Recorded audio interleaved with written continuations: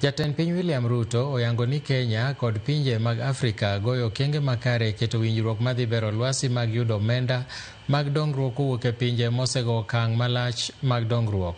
Ruto kaloso e romo mokelo jotend piny buora e piny mar Hispania nokoni kata lwasi mar yudo hola bende koro nyaka rangi ni mar pinje Afrika ni ong'ala manyime mar bero lokruok machal kor lwasi.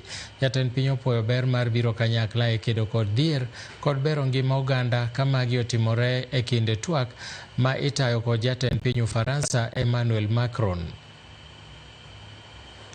Kenya will have 100% of its grid as renewable by 2030 because we have innovative financing using power purchase agreement to bring the public and the private into one ecosystem, and we are funding our green energy generation using private funds and working with public interventions.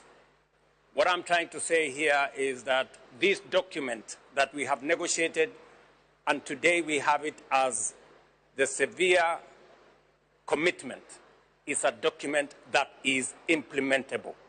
And that is why we are willing to share our experiences, and we are also willing to learn from others.